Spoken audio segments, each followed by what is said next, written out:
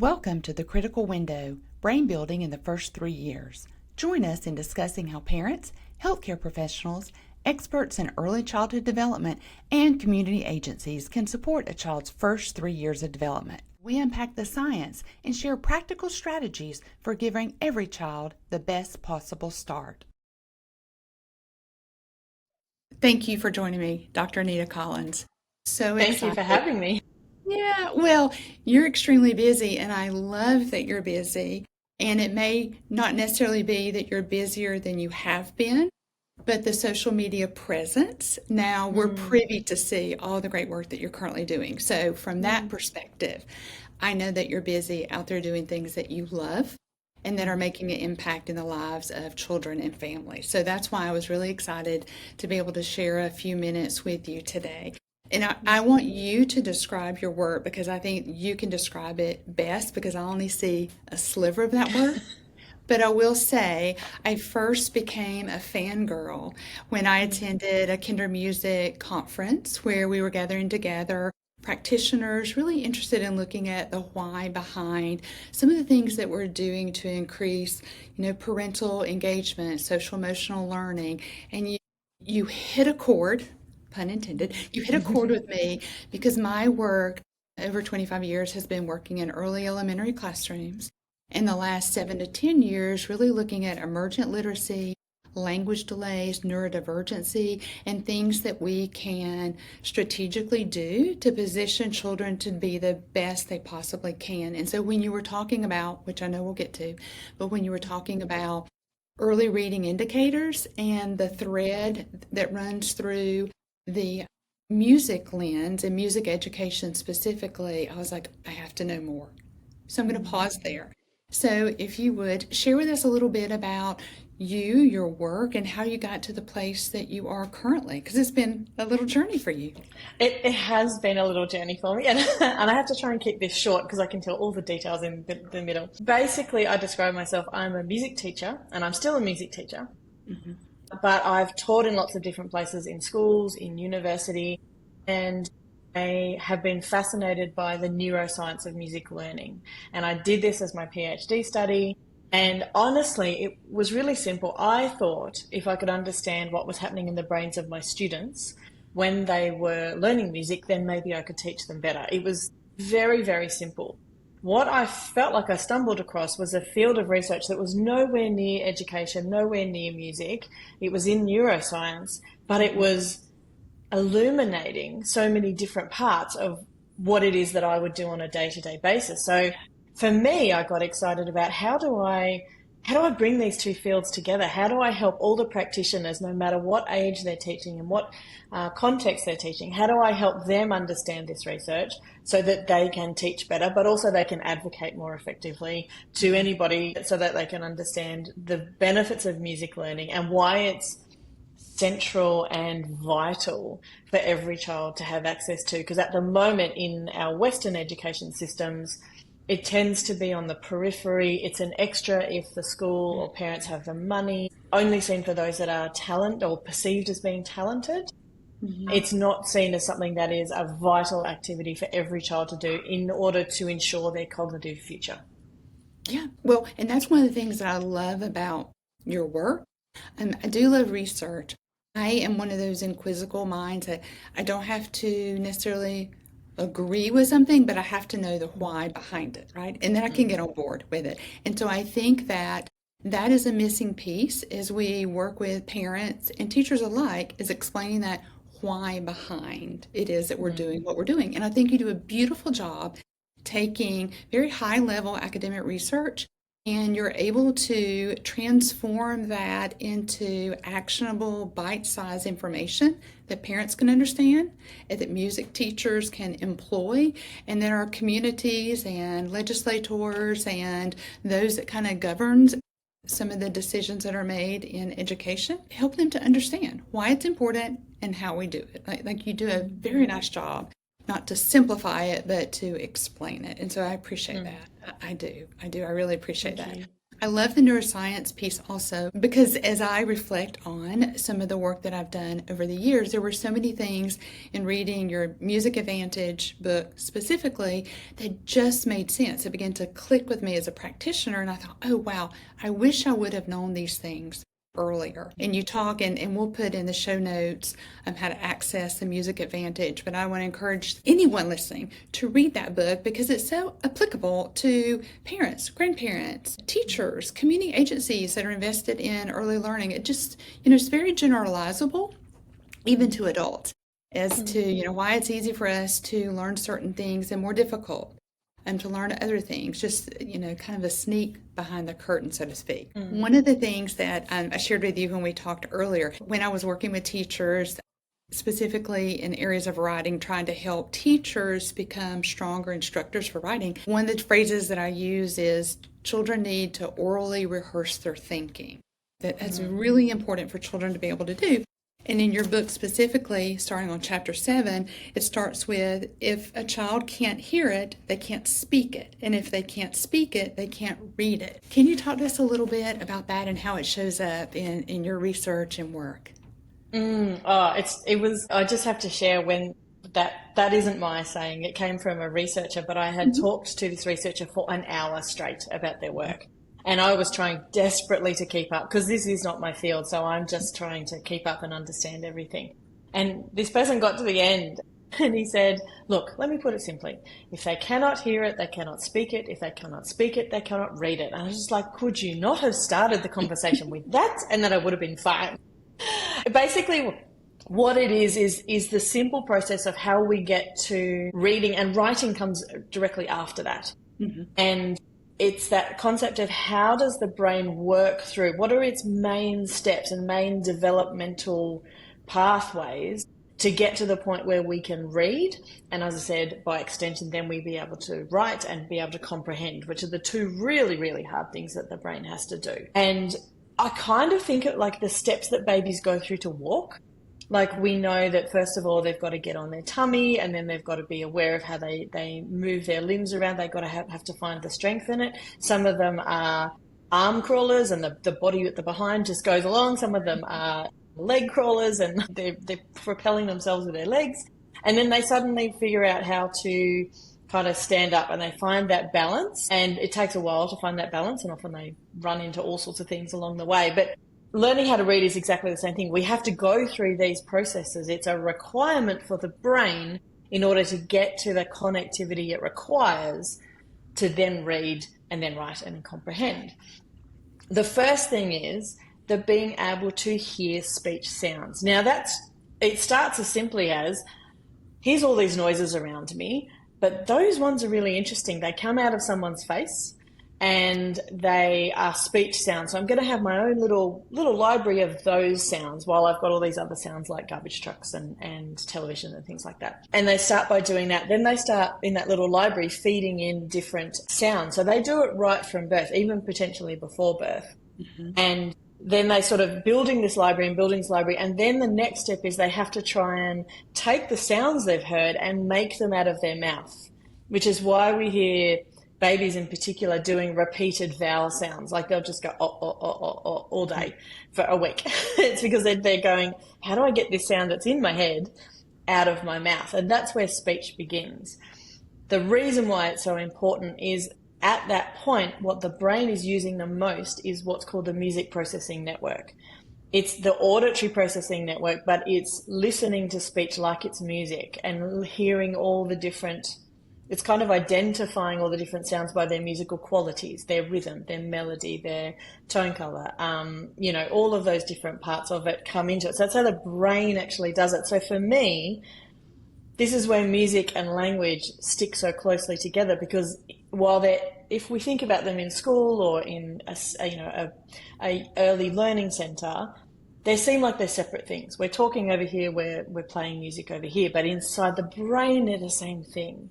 That's the bit of information I want to make sure everyone understands, is that from birth and potentially before, music processing is vital to how a child progresses through all those steps towards reading, writing and comprehension, similarly to progressing through all those steps of learning how to walk. They have to go through the crawling before the walking. The crawling in language is hearing the speech sounds, recording them in their brains, and then trying to make them through their mouth, trying to speak them.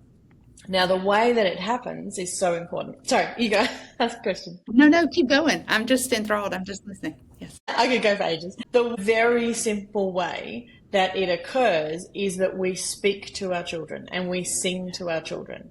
And that involves the whole face. And it's really important that it involves the whole face looking at the child, because they're not just hearing the sounds and taking them in like the sound is over somewhere else.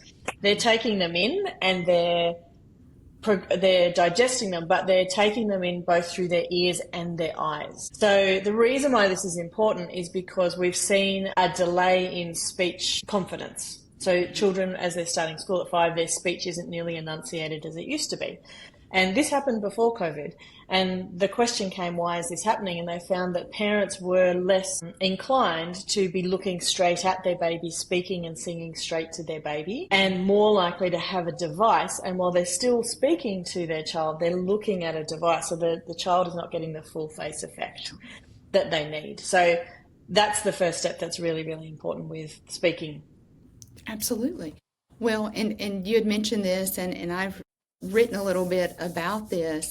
Half of language, and it may not be 50-50, but for these purposes, half of language is the facial expressions, the tone, the eyebrows, the gestures. And that's how children are learning. And I know that you know this, but for these purposes, I'll go a step further. So children are born with mirror neurons activated within a couple hours of birth. So that sticking out of the tongue, the blowing bubbles, that imitation, those are early speech or communication indicators, right? And so it just makes complete sense. And I think that's why I gravitated so easily to your work, because it helped to make sense of a very complex, almost, very nuanced, complex happening in the brain with reading, writing, and language, because we don't really have a reading brain. We have a left hemisphere that does a large part of the work, but they have to orchestrate different parts of the brain together in order to produce that reading and writing. Along the lines of what we're talking about, I think we can go a little further. You gave us a great visual when we were meeting up in North Carolina of a triangle and referencing the 3 cortex working together, almost in symphony together, the auditory, the visual, and the motor.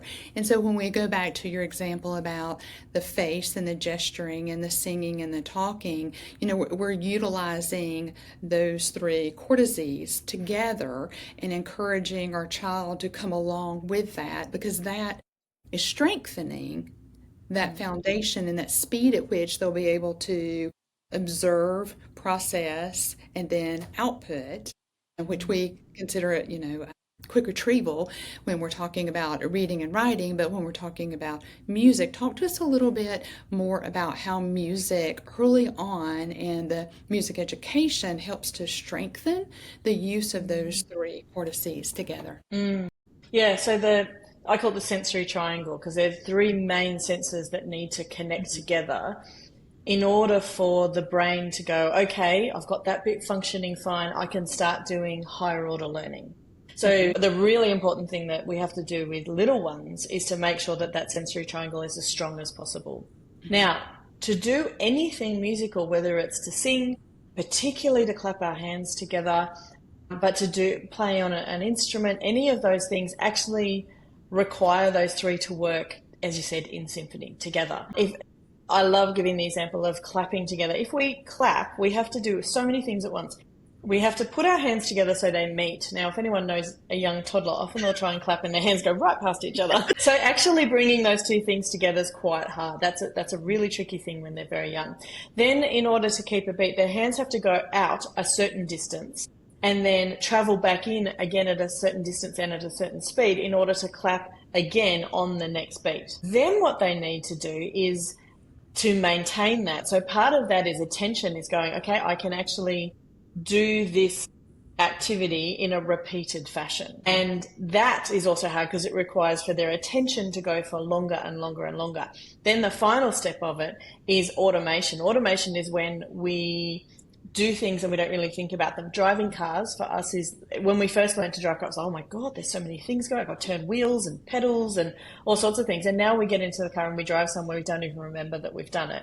That's what automation is. So for a little one to get to the point where a clapping is automated and they can actually sing along. I love doing an activity with adults where I say, now you're going to clap and now you're going to tell each other what you had for breakfast, and you see their brains go, oh my goodness, this is so hard. To clap and do that and then to sing along is an incredibly high level cognitive challenge. Now, anything that's challenging, think of it like our muscles. If we have to pick up something heavy every single day, our muscles respond and go, this is really hard. Okay, I have to grow these particular muscles because this is a repeated activity that I'm doing. So I need to rise to the challenge.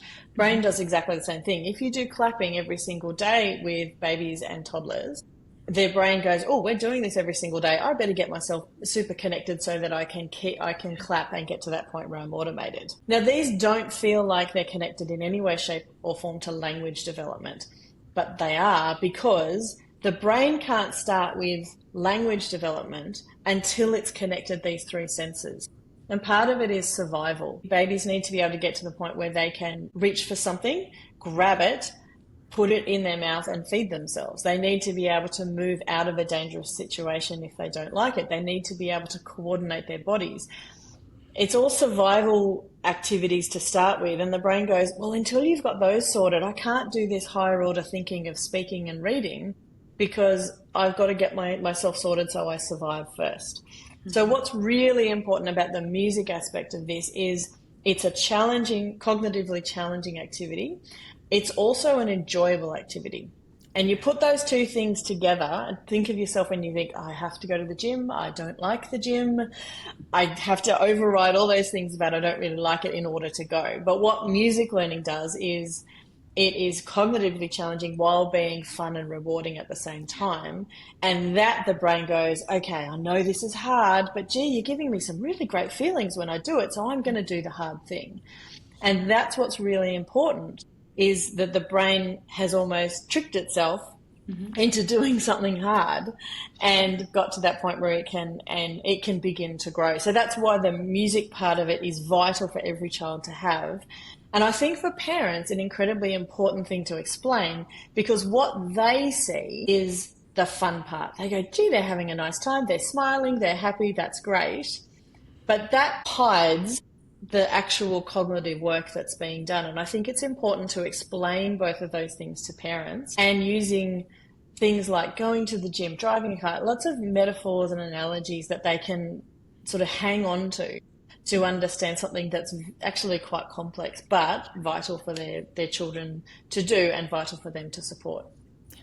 One of the things I'm thinking about is, listening to you talk, you may be familiar with the Simple View of Reading, and then Scarborough's Reading Rope came out after the Simple View of Reading. Most recently, Nell Duke and Robin Cartwright developed an active view of reading, which takes into account, before we have the decoding and comprehension and the background knowledge piece, we have student motivation. And so they shine a light on the importance of students showing up motivated in their willingness then to engage in the complex task of reading and writing. And so as I'm listening to you talk, you could extract that music kind of sets the stage for making learning and difficult tasks enjoyable. The motivation is almost inherent there. And I'm not going to go as far to say that every child born is going to love music, but we can say that it produces, in terms of the relational piece that parents or caregivers can provide, it can produce that oxytocin, that dopamine, serotonin, physiological connection piece with the music that's a pleasant experience while also doing something difficult. Would you say that that's kind of a stretch to pull that together? No, not at all. If anything, I'd push it even further, because between the ages of 0 and 5, there's very few children who don't enjoy a musical activity. Very few children. And often that has to do with sensory overload. and other underlying issues and disorders that they will be affected for the rest of their lives. But most children, and I love, parents come to me, I feel terrible, I feel like I'm breaking their heart, but they come to me and say, I know every child is special, but my child is so musical. And I feel like going, no, they're just a child and they are wonderful, but Yes. every child is musical. And the reason I can say that is not from a philosophical point of view. It's actually a scientific point of view. They need to be musical in order to get to that point where they can speak and move. It's the music processing network is so active in those first 5 years, and it's our mechanism that we use in order for the brain to grow to get to those points. I think it's a lot of people think music is this very strict idea of what is it, and a lot of time it's just sound with play attached to it. So even the way we speak often to babies and puppies, we speak to them in exactly the same way, which is this beautiful thing called parentese, which is that wonderful hi, hello, oh my goodness, you're so beautiful, look at that smile. That voice has so much emotion in it, but it also the emotion comes through the melody and the rhythm. The melody, as you heard, my voice went higher. There was more up and down in my voice. The rhythm was very different. And then I added that in with my face, which is all that emotion that was coming through my face. This is how we connect with babies and toddlers directly. And it's evolutionary. It's how children understand who are our safe people. And who is looking after us, who is our carer, who is part of our tribe. And equally, when someone comes up and is not like that, they are not part of our tribe, they are not our carer. So it's a again, survivalist mechanism within our brain that we need. So I do agree that motivation is important, but I also think we have a misconception that children can only benefit from musical activities, particularly at this young age, if they like music. And I disagree.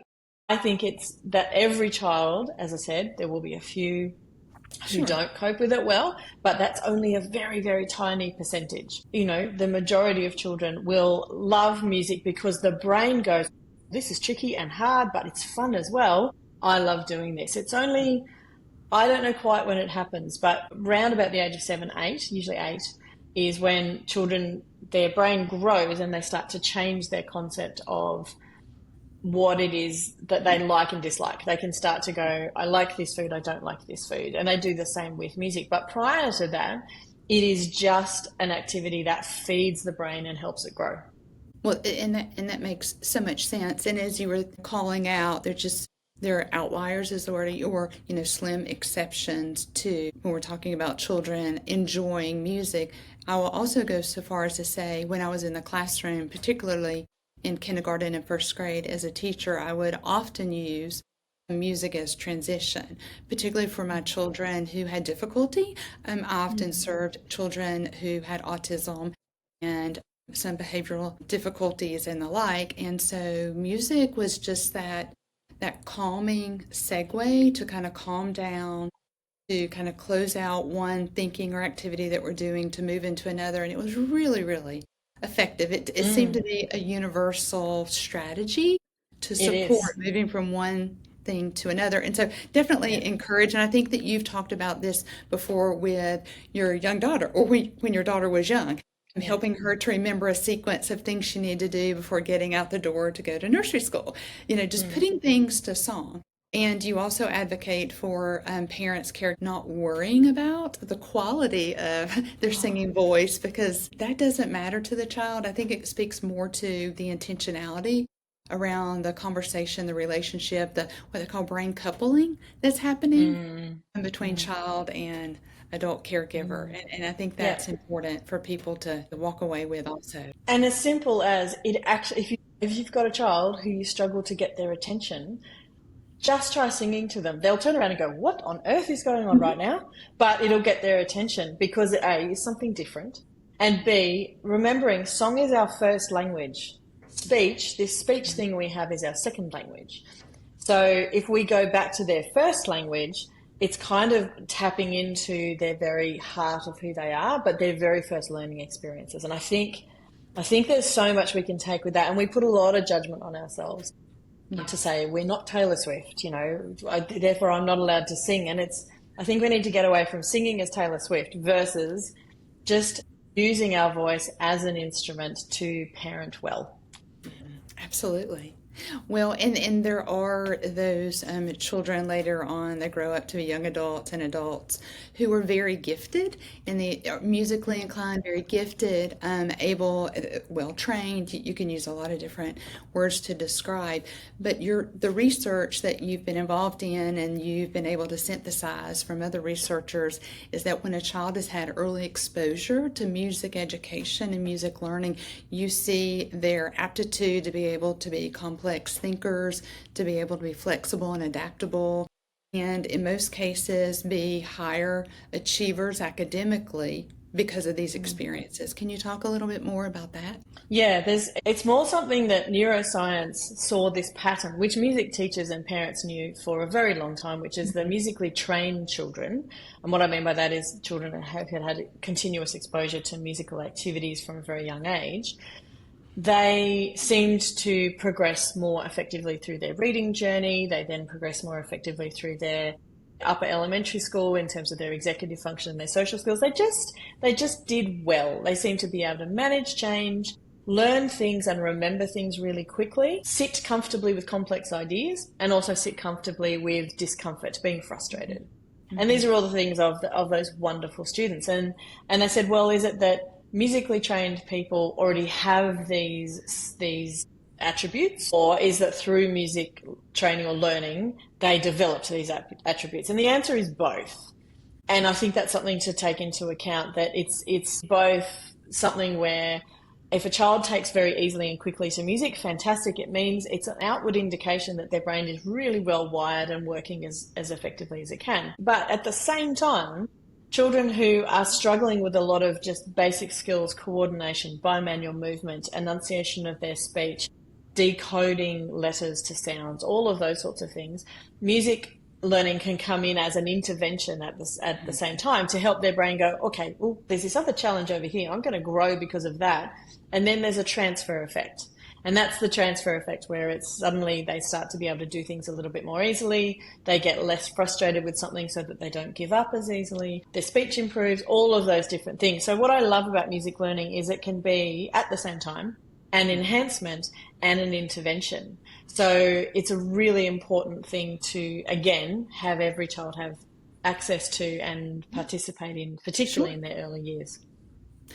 When we think about in terms of designing schools or earmarking money to support certain programs, and this is a great example why it's not a nice to have, but it's a must have in terms of providing access and opportunity for children, because this is one methodology for intervention for children who may not be, at the level that they could be academic setting. And I'm leading up to, you talk about in your book, an example of when you were observing a concert, and I don't recall the age of the students, it may be first, but you'll know exactly what I'm talking about. And you were able to pick up very quickly, just observing children concert or end of the year concert by a child's ability to clap in rhythm, a slight hesitation. You were picking up very quickly, talking about the coordination. Can you describe that a little bit better than I did? Yes, it's my favorite thing, because I've just released an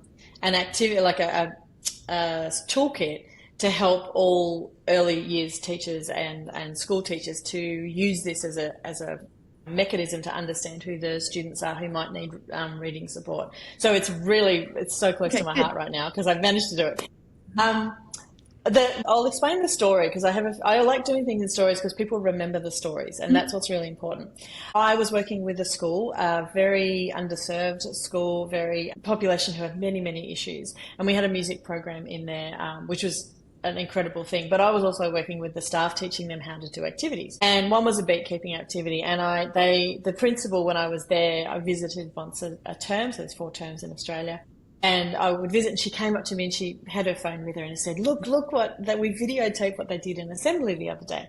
And it was a simple clapping activity. They were and I was, first of all, super proud. I'm so proud of these teachers who were frightened of delivering music activities, but had done something so brave that they'd taught their students how to do something and then put it on assembly for everybody to see. But as I was watching the video, I went, tell me about this kid. Do they struggle to pay attention, don't finish their tasks, they're behind in their reading, all those things? And she went, yes, you just described exactly the learning difficulties this child has had. And I went, oh, that's really interesting, because what I was watching was how they were clapping. It was as simple, they were just doing a song and they were clapping at the same time. And I was noticing the movement and their body and kind of the rhythms through their body. And I could see that there was a hesitation prior to this. They were slowing down as the beat. They couldn't maintain that automation.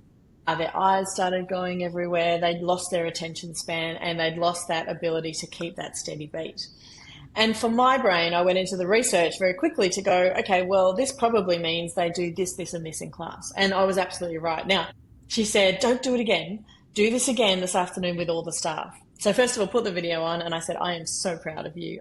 You are wonderful people that you've done this. And then I said, okay, I did this thing before with the principal. Pick one child, and I want to think, and I don't know any of their students, and I want to describe what I think they're like in class. And so they picked one, and I said, okay, I think through watching this child keep a beat, they're struggling with their handwriting. They're finding it really difficult to make sure they've got everything with them that they need, so their executive function's not super good, and they possibly start distracting others because they're not sure what to do.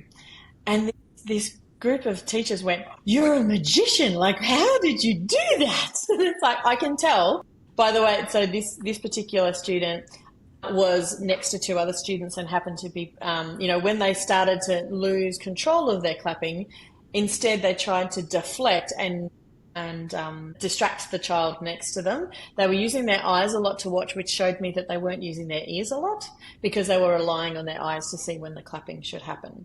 And so I did it for more and more students all the way through, and they were just like, oh, wow, I've just seen a magic trick. That was incredible. But it comes from the research that if a child between the age of 3 and 4 can't keep a steady beat for 8 beats, and if they display, there's about 5 different behaviours with their rhythm, then potentially what it shows is they might be a student who, when they get to their reading journey from the age of 5 onwards, may struggle a little bit. And because it's what it's showing us is that their sensory processing, that triangle we talked about, is not yet connected, and connected in such a way that it's going to progress onwards. And so this research was done in America, in Northwestern University. And to me, it's the simplest, most easy to apply research I've ever heard of, because if we do clapping activities between the age of 3 and 4 and we watch the students and we see what kind of behaviours they're doing with their clapping, we can, first predict which students might need support when they go into their reading journey, but also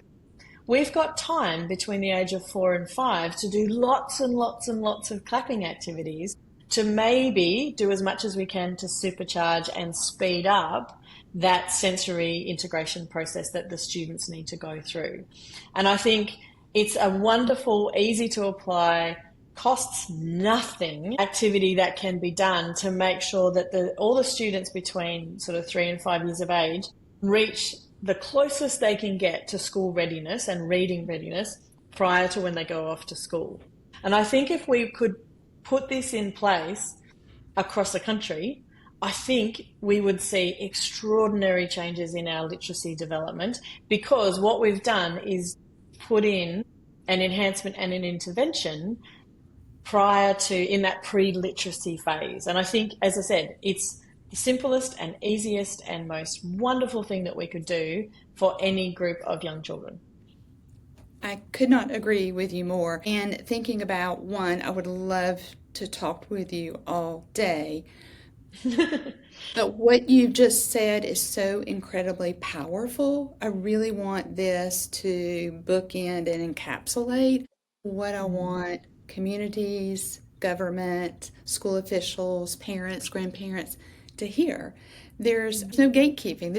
Everyone can enter.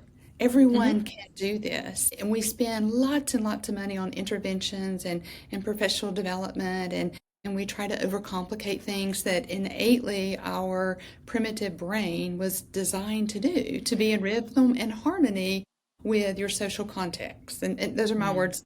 not yours, but that's how I am interpreting this. I would Mm, say, because I know on your website you're beginning to build out more tools and toolkits that we want to mm, direct people to.